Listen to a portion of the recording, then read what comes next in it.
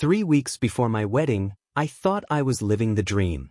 The venue was booked, the food paid for, and nearly 200 guests were ready to watch me marry the woman I loved, Samantha. I trusted her completely. But then one night, scrolling through Instagram, my stomach dropped. There she was, in a Vegas hotel room, half-dressed, kissing her ex, Ethan. The caption? Smug, taunting, and impossible to explain away. In that moment, everything I believed about my future shattered. The real question wasn't why she cheated, it was how do I make sure everyone sees her for who she really is before I waste another second or another dollar on her lies? My name's Nathan Carter. I'm 29, working as an IT consultant in Chicago. My life, at least on paper, was right on track. I had a good career, a solid group of friends, and after 4 years with my fiancée, Samantha, I thought I was weeks away from the perfect ending to my story, marriage. Our relationship looked solid from the outside. We split bills, saved together, even toured houses on the weekends. She had a Pinterest board full of future kitchens and nurseries. And when I proposed, she cried, clung to me, and said she'd never been so sure of anything. I believed her. The wedding was a massive production, close to $150,000 when you added everything up. Venues, caterers, photography, flowers, family contributions. It felt like we had the world's spotlight on us. Everyone was invested in our forever. But from the start, there was a shadow I couldn't quite shake, Ethan. Samantha's ex from college. She brushed off my concerns. He's ancient history, Nate. We're just friends. She insisted I was overthinking. I wanted to trust her, so I swallowed my doubts. Still, there were moments. Texts that made her smile and quickly swipe her phone away. Jokes she laughed at that I didn't understand. Times she swore she was too busy for dinner with me, but later I'd see a Venmo payment from Ethan for drinks. Every time I confronted her, she turned it back on me. You're being insecure. You don't trust me. I convinced myself I was paranoid. After all, we were planning a wedding. Who cheats on the person they're about to marry? Then came her bachelorette trip to Vegas. Supposedly, it was harmless fun. Samantha, her bridesmaids, poolside cocktails, dancing, snapshots for Instagram. I expected goofy videos and silly hangovers. What I got instead was a nuclear bomb. Scrolling through Instagram one night, I froze. There it was, Ethan's account. Pictures of Samantha, champagne in hand, wrapped around him like no one else in the world existed. One photo of them kissing, his hand on her thigh. Another, worse, of them sprawled across a hotel bed. She was wearing the silver bracelet I'd given her only 2 weeks earlier, engraved with our wedding date. This wasn't gossip. It wasn't an old photo. It was betrayal in real time, served to the public.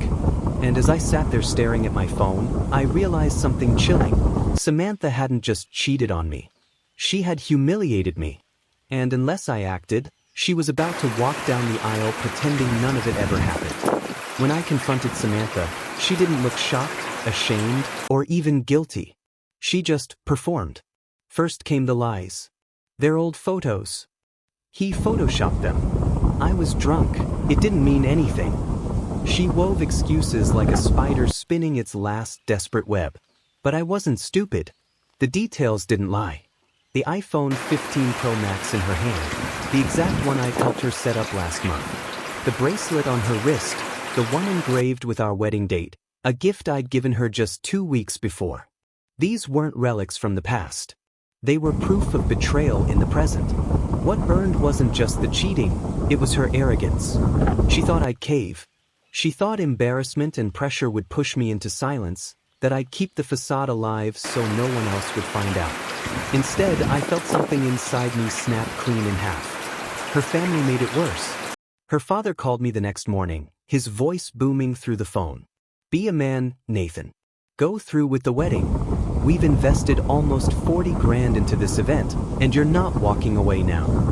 It wasn't about love. It wasn't about respect. It was about money and appearances. Her mother chimed in later, voice dripping with false sympathy. Please, Nathan, don't ruin her reputation.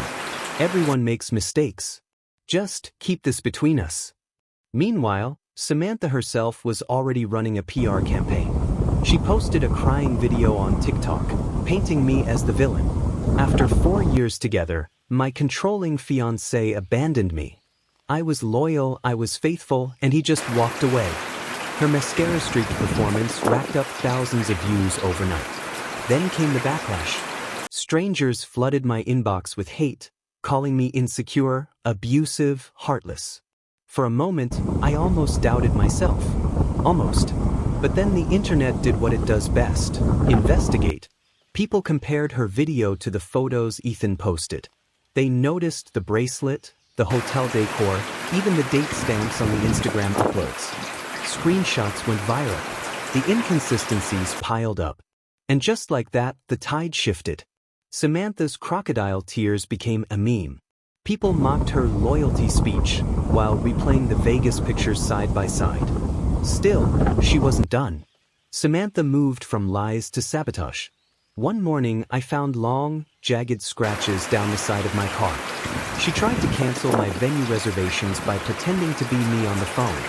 She even filed a complaint with my HR department, claiming I was emotionally abusive. Each stunt failed. But every failure pushed me further from forgiveness and closer to resolve. That was when I realized walking away quietly would never be enough. Samantha didn't just cheat, she declared war. And if she wanted chaos, I was more than willing to give her a finale she'd never forget. I didn't shout. I didn't fight. I planned. When trust is shattered, anger burns hot and fast. But revenge? Revenge works best when it's cold, methodical, and undeniable. Step 1. Gather evidence. I became my own detective. Screenshots of every Instagram post, every DM, every TikTok comment. Photos of Samantha in Vegas, Ethan's smug captions, even the threatening texts from her father demanding money. I printed duplicates, saved copies to the cloud, and emailed a set to my lawyer. If Samantha wanted to play the victim, I'd make sure the truth was bulletproof. Step 2. The reveal. I didn't want whispers. I wanted clarity.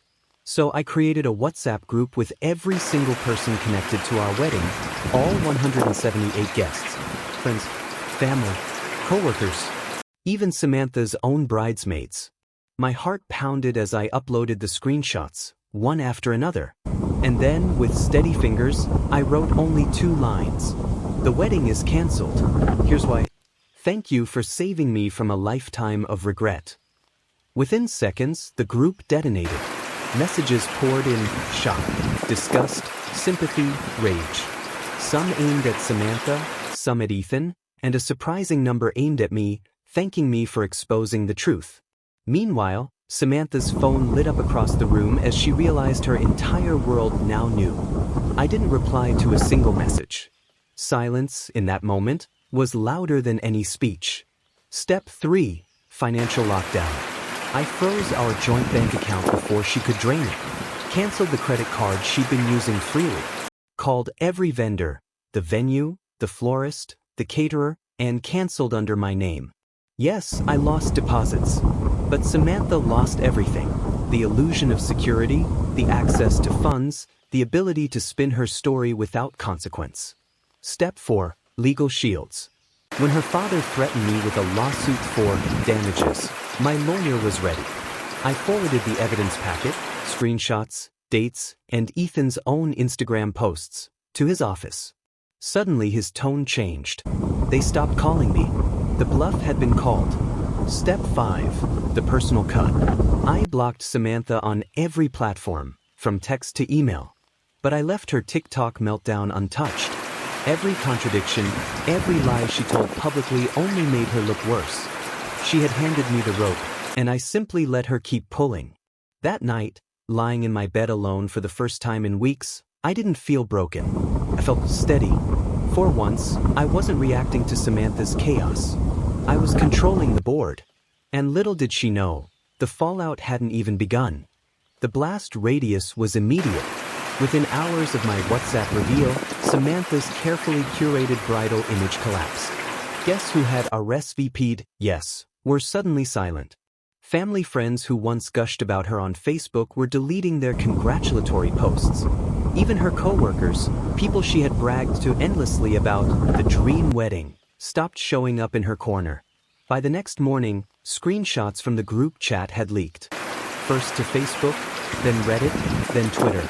It spread like wildfire. Samantha became an overnight meme, the bride who couldn't wait 3 weeks. Strangers made TikToks mocking her, using her Vegas photos as punchlines. She had wanted attention, just not like this. Her father tried to salvage their pride. He hired some lawyer who clearly had no idea what he was doing. They sent me letters demanding reimbursement for damages and threatening to sue me for the wedding expenses. My lawyer replied with receipts, timelines, and a neat folder of Samantha's infidelity evidence. Their threats evaporated almost instantly. Legally, I owed them nothing. If anything, they were left holding the bag for unpaid vendor balances, tens of thousands they had foolishly fronted on her behalf. Meanwhile, Samantha doubled down on her social media crusade.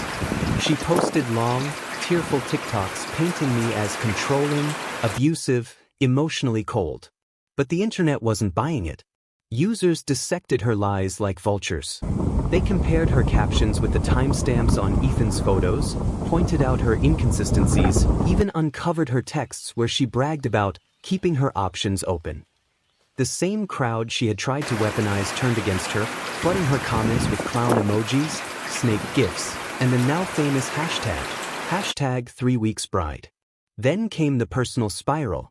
One night, my car alarm went off. When I checked the security footage, there she was, Samantha, scratching her name into my hood with her engagement ring. This time, there was no denying it. Police were called. She avoided jail only by pleading guilty and paying restitution, but the charges and legal fees gutted her savings. Her bridesmaids? Furious. They had spent hundreds on dresses, flights, and hotel bookings, all for a wedding that now existed as nothing more than a viral scandal. One by one, they cut ties. Some even messaged me privately to apologize for ever defending her. And Ethan, the man she had risked everything for? The second the spotlight hit, he ghosted her. No texts, no calls, nothing. He left her to clean up the wreckage alone. By the end of it all, Samantha was back at her parents' house. No wedding, no job, no fiancé. Just a stack of unpaid bills and a broken reputation. She tried to pivot into being a TikTok influencer, rebranding herself as a self-love coach, but nobody took her seriously. The internet doesn't forget. I moved forward. My career stayed intact. My friends rallied around me, and I discovered peace in the silence she left behind. Within months, I began dating someone new, someone grounded, kind, nothing like her. The universe had balanced itself. Looking back, I don't regret a single move. Samantha's betrayal wasn't just about cheating, it was about entitlement. She thought she could juggle me, Ethan, and her double life, and I'd quietly foot the bill for her fantasy wedding. She thought humiliation would scare me into silence. But humiliation fades. Regret lingers forever. By exposing the truth, I saved more than money or reputation. I saved years of my life from being shackled to someone who saw me as an accessory, not a partner. Here's the real lesson. If someone shows you who they are, don't repaint the picture. Don't make excuses. Don't wait for them to change. Believe them the first time. The bracelet with our wedding date engraved, that was supposed to symbolize forever. Instead, it became Exhibit A in her downfall. Love without respect isn't love, it's exploitation. And respect means honesty, loyalty, boundaries. Without those, you're not building a marriage, you're building a stage for betrayal. The sweetest part? I didn't have to scream, fight, or play dirty. I didn't need to match her lies with my own. I simply let the truth breathe in the open air. And once people saw it, she burned her own bridges. That's the thing about lies. They collapse under their own weight if you stop holding them up. I didn't just lose a fiancé. I dodged a bullet the size of a wedding cake. I gained clarity, freedom, and the chance to build something real with someone who values me, not just my bank account. And for anyone listening stuck in a toxic relationship, don't keep watering a dead plant. Don't pour years into someone who drains you. Cut your losses, reclaim your peace, and remember this. silence and self-respect echo louder than any revenge plot. Samantha thought she left me broken, but all she really left me with was perspective. And perspective is priceless. My condo is quiet now. My life is mine again. No lies. No chaos. Just the steady peace of knowing I chose myself. Sometimes, the best revenge isn't loud. It's not dramatic. It's simply moving on, and letting the silence say everything they don't want to hear. That was my story, but now I want to hear yours. Have you ever caught a cheater, called off a wedding, or had your trust shattered by someone you thought you knew? How did you handle it, and what did you take away from the experience? Share your story in the comments below. I read every single one. And if you enjoy gripping true stories of betrayal, cheating, and revenge, don't forget to like this video, subscribe, and hit the bell for more.